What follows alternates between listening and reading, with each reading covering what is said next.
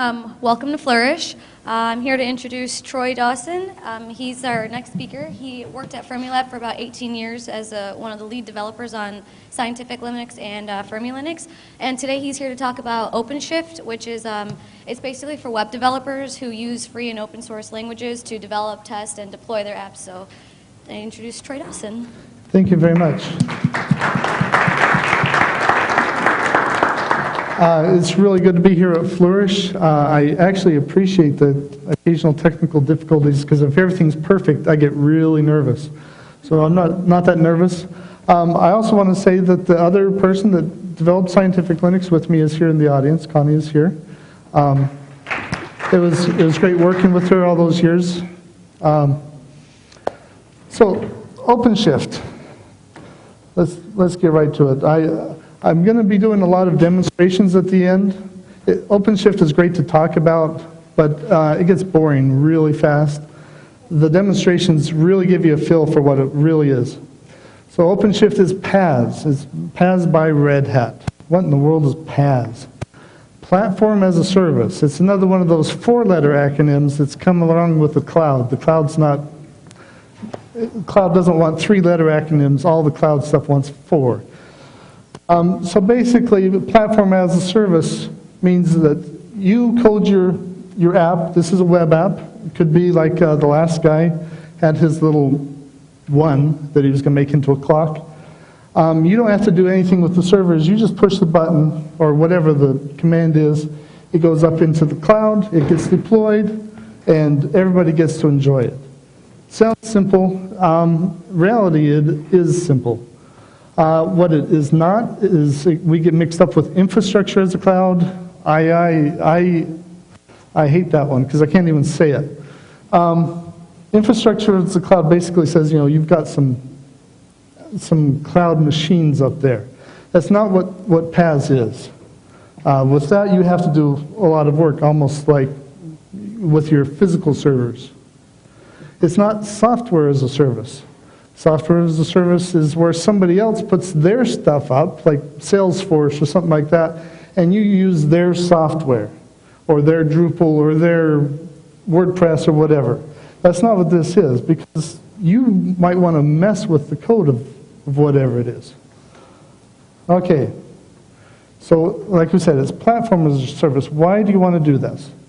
I don't know how many of you guys are actually web developers, or how many of you are sysadmin, or just hobbyists. But when you stick your code up in the cloud or up on the web, anywhere, I actually got to read this. I have a screen here. Oh, this is not the slide I was talking to. Let's go to the next one. Okay. When you put your cloud up anywhere, these are all the things you have to do. I mean, I was a sysadmin for a long time. You got to get the hardware. If you're in a big company, that means you got to put in a rec. That means you got to get it turned down. You got to put it in again, get it turned down at least twice. You get it up, and then you've got some hardware. Then you got to get the IT team in to put on the software. They've got to continually do the security updates. And then if you have real production services, you have a development where you got to do all the same stuff again. You have production where you got to do all the same stuff again. It's a pain in the rear. Trust me, I've done it. Me and Connie weren't just Scientific Linux people, we were also sysadmins at the same time. With the PaaS, all you have to do, you got a good idea, hey, put it up there. Code it. We do have an Eclipse plugin. Push the button, launch it, it's up there.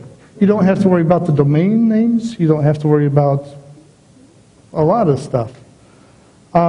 I love this quote from Gartner. I don't know where, this was a pre-prepared slide for me, but the use of platform as a service technology will enable IT organizations to become more agile and more responsive to the business needs. All right, that sounds like marketing speak, and it is. And I know I'm sounding like a marketing person right now. I sort of am, but I've got two more sort of marketing slides I'm going to tell you about. Why do you want to use the OpenShift thing? I mean, we didn't just invent PaaS, the word PaaS. There's a couple other PaaSes out there. Why do you want to use OpenShift as opposed to the others?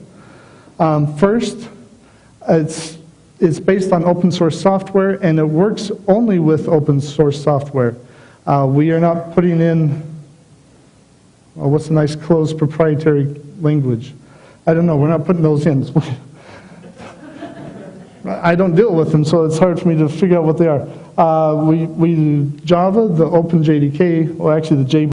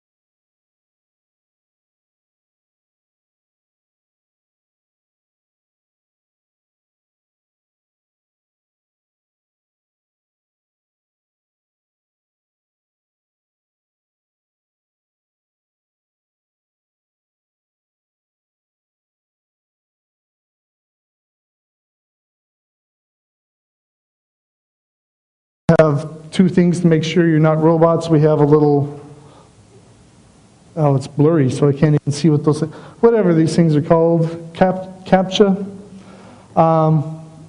And you have to reply to the email so that we know that you're a real person. Those of you who are here going, go ahead and put in it asks for a promo code. Go ahead and put in Flourish. I am not actually in marketing. I don't know what happens when you put in the promo codes because I've never done it. I will probably, well, I'm already signed up. Anyway, you guys can do that. So you've signed up. Install the client tools. I am, like I said, I'm not a Java person. There is an Eclipse plugin for those of you who like to use Eclipse. I've never done it, so I can't tell you how. We're getting a lot of our tools up in the web. I will be showing some of those. I am a text-based person. We do have the client tools in Fedora and EPEL. They're called RubyGem RHC. That does not stand for Red Hat Cloud. Do not remember that. I don't know what it's supposed to stand for, but just like RPM does not stand for Red Hat Package Manager, that does not. Sorry, I don't know who names some of these things. It is a gem, it is in the Ruby Gems thing, so if you're not Fedora or an EPEL user, a gem install RHC.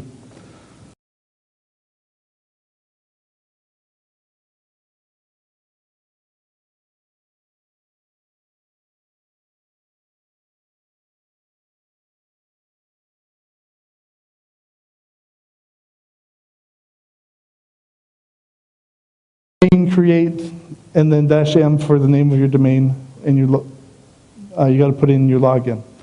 A domain, I'm going to show you what the domains actually are. They're not, this is what an OpenShift domain looks like. So do we have laser pointers? That's something I forgot. Bummer. It's okay. Do we have a big long yardstick? I will point. That's okay. So it says here, after I created my application, I did an application create, and I called mine my PHP. So it's called myphp-york-noswad. That's my domain. Think about it and read it backwards. .rhcloud.com. So we've got an app name.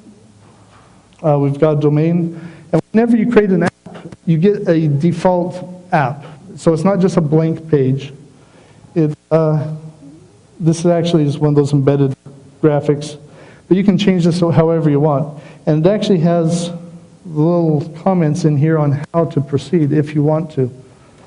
So you create your application. Okay, enough slides. No, I got to go on. Sorry. I know it's still boring. The demos are much more exciting than talking about all this. Two things I got to tell you about. We use Git to push and pull your code. Those of you who are not familiar with Git, it's like CVS, SVN, Subversion. In my opinion, I've used, at Fermilab I used mainly CVS and Subversion, and now with Red Hat I'm using Git. It takes a little bit of getting used to, but once you're used to it, it's a lot better. GitHub also is where you're going to find a lot of examples. Say you want to put up a Drupal server or WordPress server, there's already an example how to do that, and you can have it up in literally 5 minutes. And people are putting more and more examples up there as they go on. A coworker just figured out how to do an Etherpad.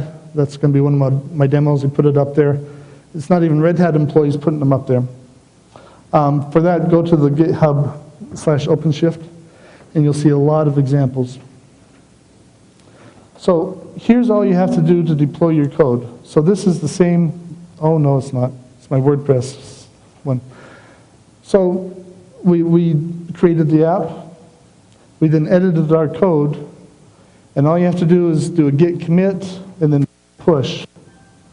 And it goes up to the cloud, it gets compiled if it needs to be compiled, and it gets pushed up and you can start working with it. Okay, finally, I'm sorry I don't have any robot arms because that was really cool. But this is basically what demos are going to be. Oh, did we got a laser pointer? Yay. Thank you. And if I push the wrong button, that's going to change channels on me. Top right one. Yay. Good enough. Okay. Because I'm going to be standing here during the demos. So basically, you'll see we're going to create the app. We're going to add some sort of database. Your application doesn't necessarily have to have databases. We currently have supported MySQL, Postgres, MongoDB, A lot of things are using the MongoDB. This, for my demos, most of them I'm going to be pulling things from GitHub. I'll show you my version of his clock, because if I have time. And then we push it up, and then you see it. So is that my last slide? Yeah. Okay, so enough of these things. Let's look at the demos. Okay. So my first one I'm going to do completely by, that's right, I have a mouse. Completely by text mode, because being in Linux, I really like text mode. Okay. And this is just me. I like to keep everything in one directory. Let's get rid of that Drupal stuff. Okay, so I want to learn how to put up an Etherpad. So I go to the OpenShift. In case you can't remember, you type OpenShift, and then let's do GitHub. And there we go. OpenShift GitHub. Well, there's already a lot of examples there.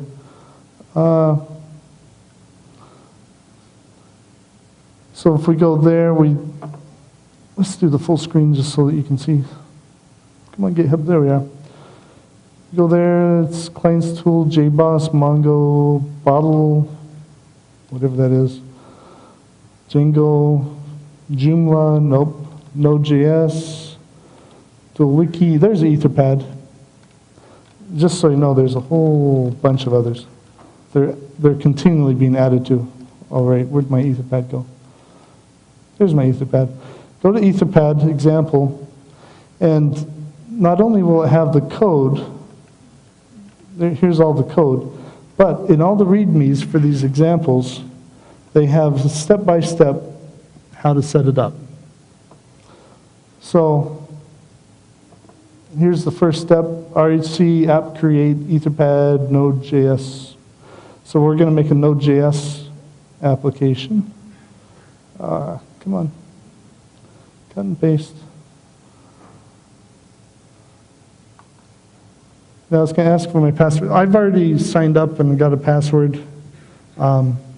In case anybody's hacking into this, I will be changing my password as soon as this is over. So let's create that application. Remember, we haven't pushed any code up.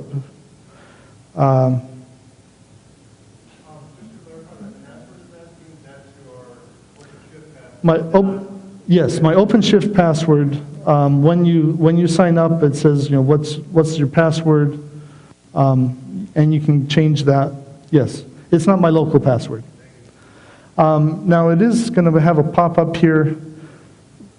When you're doing local, now this password is because it uses SSH to do a lot of going back and forth, and my SSH key I personally have signed. That's what this second password is. If I hadn't signed, my microphone is. I'll only have to ask this once just because it's.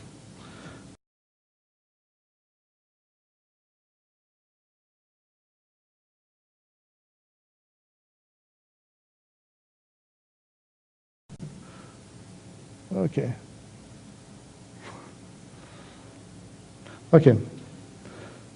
So it put all that stuff down there, and it tells you two things. It says, hey, you know what? Here's your URL.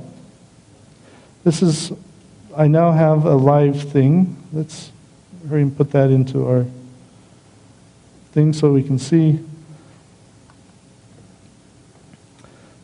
Yep, there's an OpenShift. We scroll down a little bit. So it tells you a little bit about how to edit things, but it also told us the Git URL. And if you ever, these are live instances, you can't SSH into them, but that's, since I'm trying to tell you how how easy it is, I'm not going to tell you about SSHing into them unless we really get into time. Is this thing working? Okay. So we did our first step in the GitHub thing. What else does it say? Okay, we need a database. Each instance, each app, although there's several apps in the cloud running on the same machine, each app, you got to embed your own database so that your database isn't talking to his database. You're talking to your own little database here. You can make it so that it contacts some external database if you have that. But for our Etherpad, we want a Mongo database. And I'm going to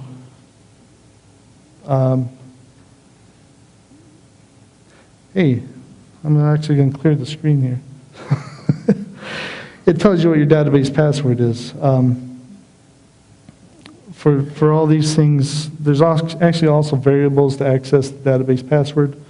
So what is our next steps that we need to go to? Okay, now we need to do a git pull, which is going to pull things from the GitHub.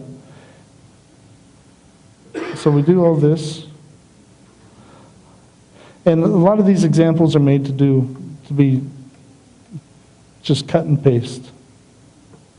Whoa, sorry, we scrolled all the way down.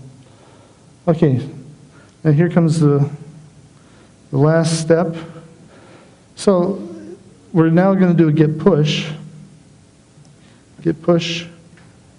which is going to take the code that's on my laptop here and push it up into the cloud. And as you look, it's actually NPM stands for Node.js Package Manager.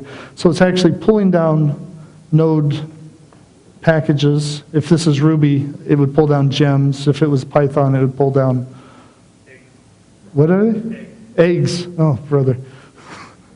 PHP, it would be... No, pairs? No, I can't remember. Anyway, it pulls down the things, so you're not restricted to whatever we have installed on your machine. You're able to pull down your stuff.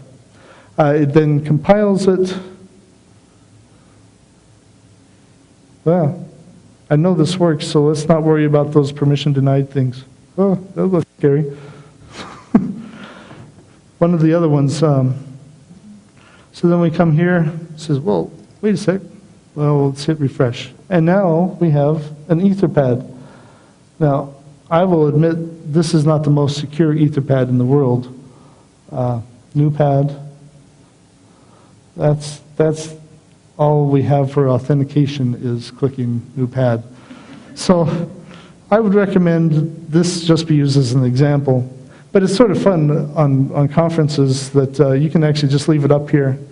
And I don't know if anybody's used it with Etherpad, but if anybody else goes to, oh, that's a big long URL. If anybody else goes to this URL, you know, this is Troy. Anybody else in the room can actually log into that and start typing away, and we'll all see it. So there's an Etherpad. So I said earlier we're trying to move a lot of things up into the cloud. Into the web. It actually is in the cloud. So here I am at the OpenShift site. I want to create an app from here. Can I do that? The answer is yes. So first I got to sign in. And this is my login is, you're going to all know, yortnoswad@gmail.com. This is my conference one. It's not my work one. My password that's just for this conference. Is this really? Yeah, there we go. Okay, so I'm logged in. And interesting, it scales. If you're on a bigger screen, we've got it so that it scales. You can actually do it on your iPhone and whatever, and it actually looks pretty good. So I want to create a new application. So let's click on that.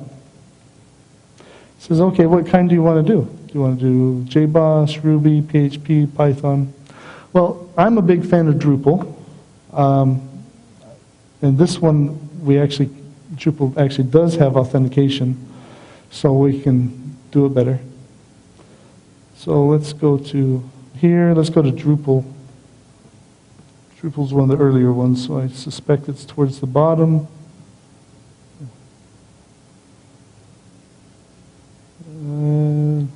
Dancer, there's Drupal. Oop. Okay. So I'm not going to be able to cut and paste, but app create Drupal. So okay, Drupal needs to be PHP. So let's go over here. Let's do a, which one was PHP? There's PHP. Let's select that one. Okay. This is okay, what do you want to call it? Well, I want to call it Drupal.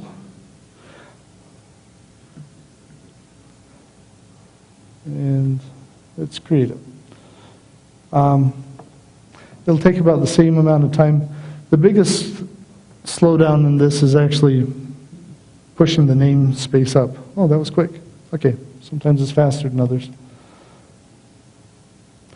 Oh, the application name Drupal already exists because I was trying it before I came here.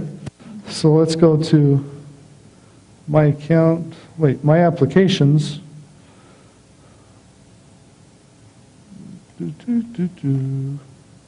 Drupal. Oh, there it is right there. Well, it's kind of hard to do a demo if it's open that in a new tab. It's hard to do a demo if it's already there. Yep. Flourishes now, get going. I did this right before I left. Well, you know what? We don't want this anymore, so let's... wait a sec, I know there's a delete button. Okay, let's go to details on Drupal. Maybe that's where my delete button is.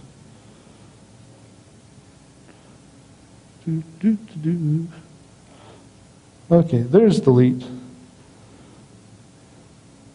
Now it better... Are you sure? This is, if you delete it, it's all gone. All your code, everything is all gone. This one I don't care about because, you know, I didn't do a very good job of setting up my Drupal. Well, it's happening. Just so you guys know, if you're wondering, there is swag up here on this table. There's t-shirts, maybe enough for everybody. But we put them here just so that I want you guys to be... Okay, the application Drupal has been deleted. So if I go here, hey, Drupal's gone. Okay. So let's create a new application. We know it needs to be PHP. I'm going to call it by the exact same name, Drupal, because I am not creative at all.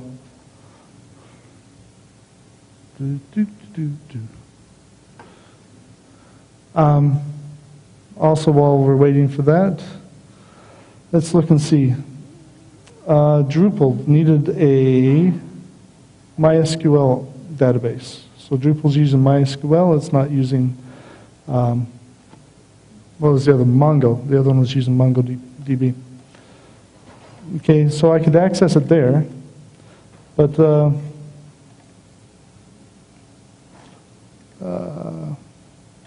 let's go back to my applications.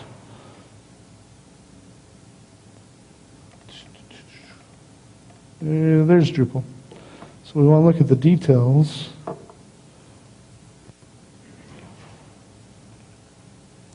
So we can add, now if you add things to your thing, it's called a cartridge.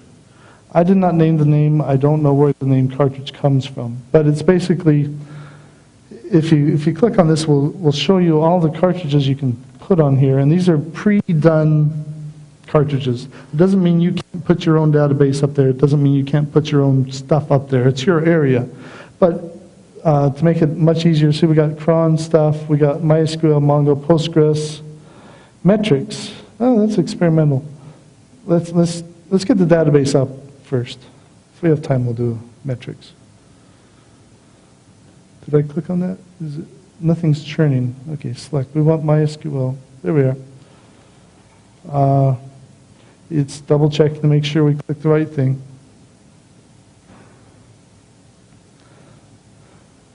Now, you'll notice I did all this on the web. So my Drupal stuff's up there. It looks like this. It looks like our basic login screen. Well, I just did everything on the web. How am I going to get my code up there? How am I going to get Drupal up there? So, like I said, there is some GUI tools. I'm more of a text guy. I'm going to show you the text way to do this. For those that like GUIs, I apologize, but sorry. Okay. So, if you look, I have clock, which is one of my other things. I have my Etherpad. These are both Git things. But I don't have my Drupal. So I do my RHC and domain show. So domain is going to show me everything about... before I do this, I probably ought to automatically have my password go in. It's going to show me everything about what I have. And it'll show me URLs, it'll show me, it will come back. Oh, come on. Now, I didn't tell you guys this, but one of the things about Fermilab is we have Unix users every month. And I usually gave a demonstration.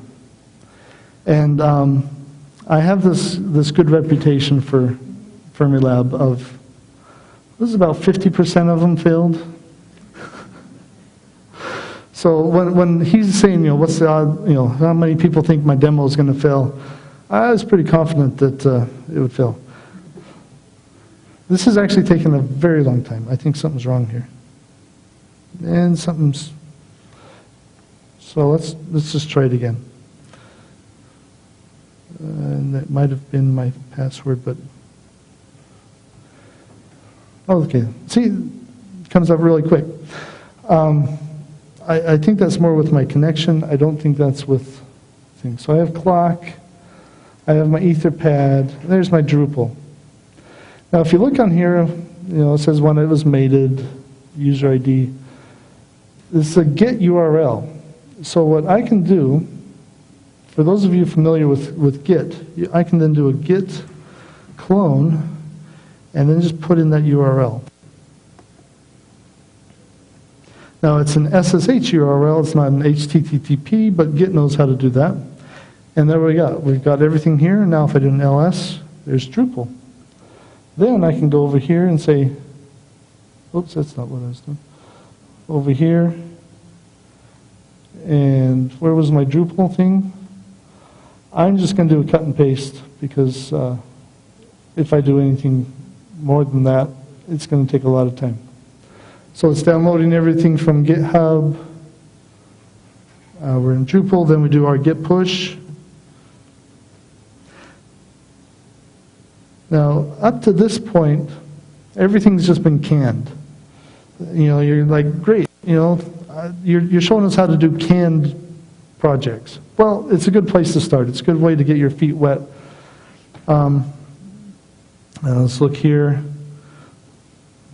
It'll look like Drupal, and I'm going to hurry and log in and change the password before somebody beats me to it.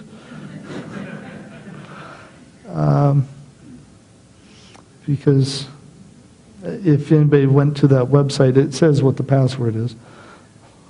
Hello, Ed. Come on. That's the fun thing about university sites. Sometimes they're fast, but sometimes they're slow. Come on. Oh, no. Is somebody actually trying to beat me to this? Sorry. No. Where does... Okay, where in the world is the... Change my password. Oh, the edit tab. Thank you. Okay. Okay, there's the old password. I'm going to change this to Good. That's a good password. And you'll also know I'm connected through a wire, so those of you who are sniffing, sorry. Okay, so the changes have been saved. So I really hate the look of Drupal, the basic Drupal. I like to change the themes. That's usually the first thing. I'm not going to worry about the security stuff. It tells you in that page how to do it. So there's Bartek, there's Garland, there's Stark. You know what? I don't like any of those. And you know what? Let's say the company that I have has its own theme. And it's called Zen, which those of you who do Drupal know that that's one of the default themes, but that's okay. So I want to put on my company's default theme, which is Zen. So I go into themes. I just happen to have it tarred up here.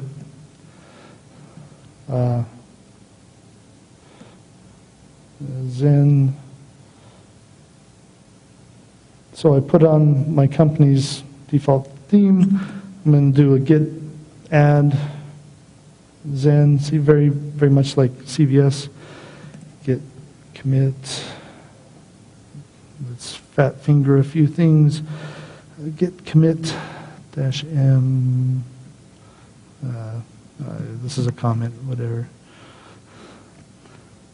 And then I'm going to do a git push. Now this time shouldn't take as long as the first time because everything's already downloaded, everything's compiled. All it's doing is putting up the theme and restarting the app. So we go here, let's reload this page. And what are we doing for time? Okay, so we have Bartek, we have 7, we have Garland, we have Stark. Hey, we have Zen. Let's enable that and set it as the default. All right, now let's see what it looks like. Don't change that. Okay, it no longer is that, in my opinion, ugly blue Drupal thing. It is now the very plain and boring Zen that my corporate headquarters makes me put on, which is not true. Red Hat doesn't make me put it on. They put some really cool stuff on. But anyway, there's things like that. So we started off with just the basic template, but then you can start messing with it on your own. I have to be done at 10 after, right? That includes questions? Okay, I will just show you my clock. I'm not going to...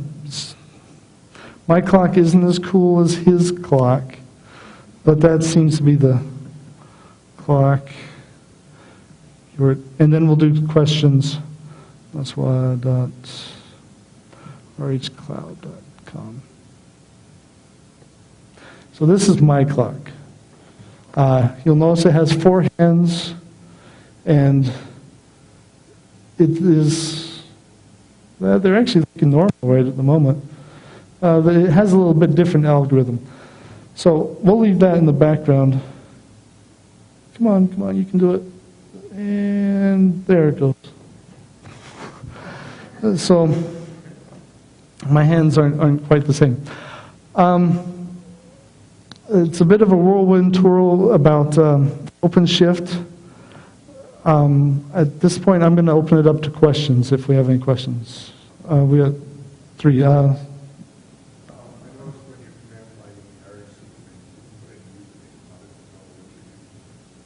That's a good question. Now, I had already set mine up and I had done mine. Yes, there is. In the command lines, if we go into here, you'll see that there's a .OpenShift thing, and in here is a file called expressconf. So it has my default username. You can technically put your password in there. I wouldn't recommend it unless, whatever. Yes.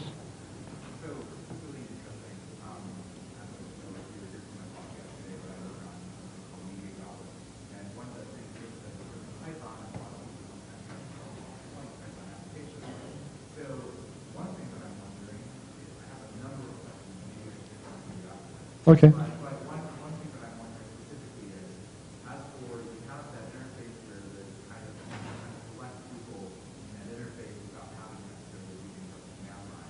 Yeah.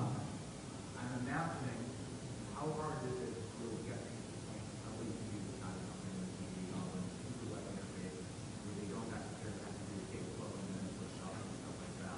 I think there is that kind of that like the OpenShift people kind of have right that kind of moderate responsibility and kind of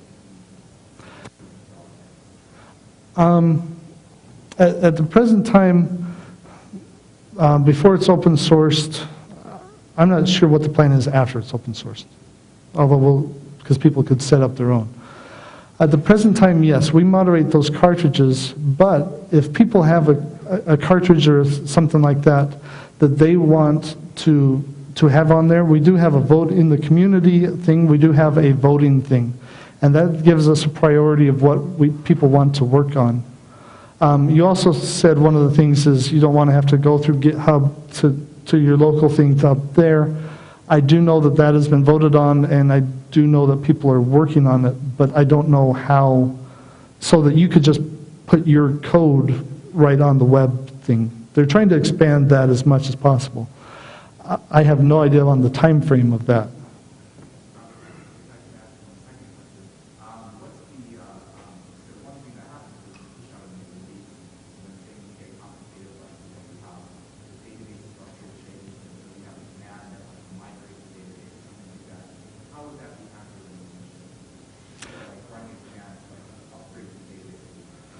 So you as a user want to upgrade your database schema.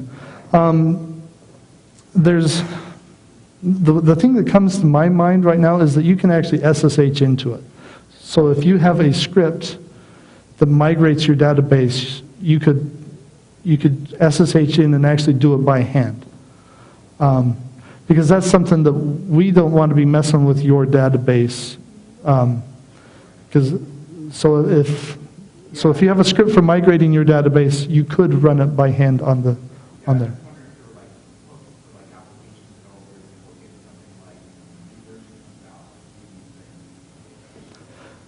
There might be. I know the things that I know, but there's a lot of the code that I was like, wow, this is like all the web interface stuff. I had no part of that, and I just look at it and go, oh, that works pretty good. So there might be hooks to go into your database. I'm not sure. It's terrible when the person. If you go onto the website, either the forums, OpenShift IRC, or the OpenShift email list, there's people that would be able to answer your question. Yes. Oh, yes, definitely. That's been available for a couple things. I just personally don't have any, so I've never done it, but yes.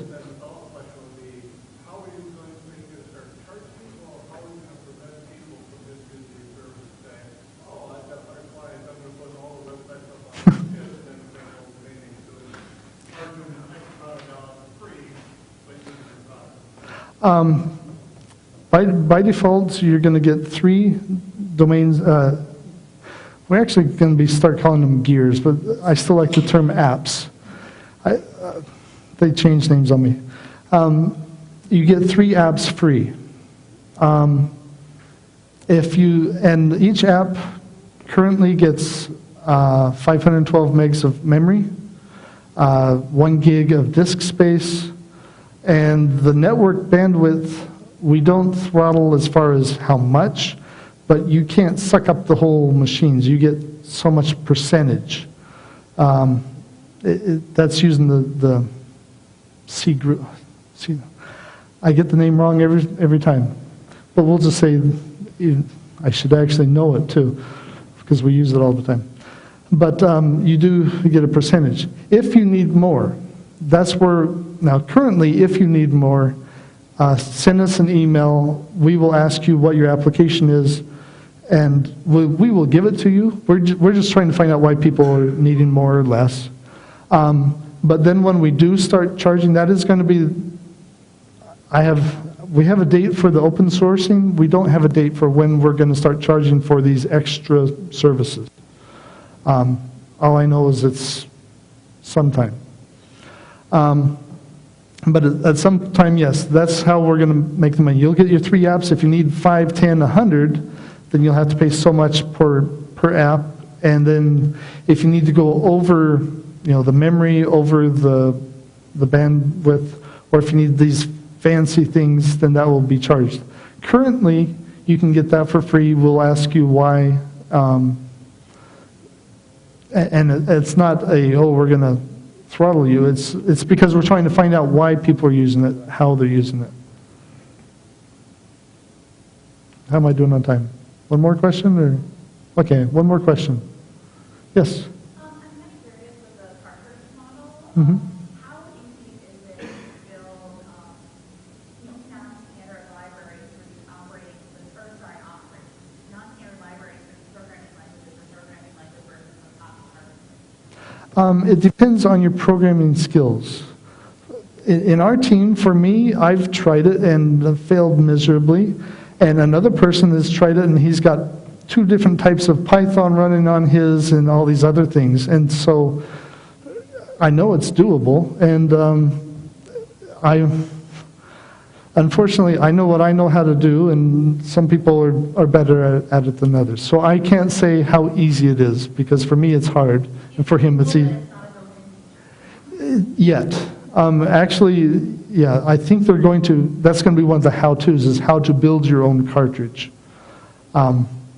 And I think that's going to become in the documentation at some point. Because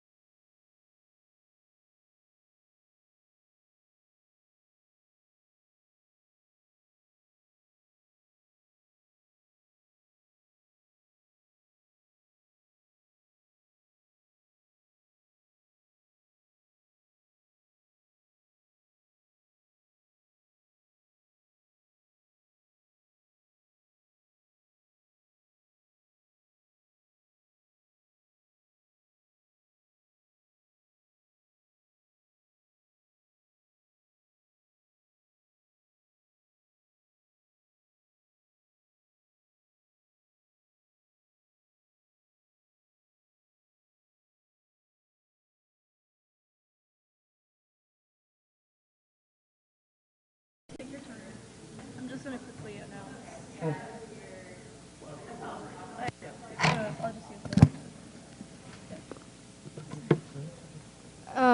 Lunch is at Illinois C right now, and in half an hour we'll have talks here and there. Meg Fort's talk is over there. She's going to talk about GNOME Outreach Program, and right here is, well, look at the schedule.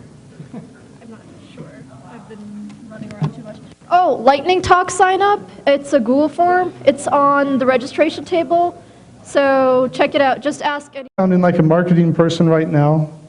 I sort of am, but I've got 2 more sort of marketing slides I'm going to tell you about. Why do you want to use the OpenShift thing? I mean, we didn't just invent PaaS, the word PaaS. There's a couple other PaaSes out there. Why do you want to use OpenShift as opposed to the others? First, it's based on open source software, and it works only with open source software. We are not putting in, what's a nice closed proprietary language? I don't know, we're not putting those in. I don't deal with them, so it's hard for me to figure out what they are. We do Java, the OpenJDK, or actually the J.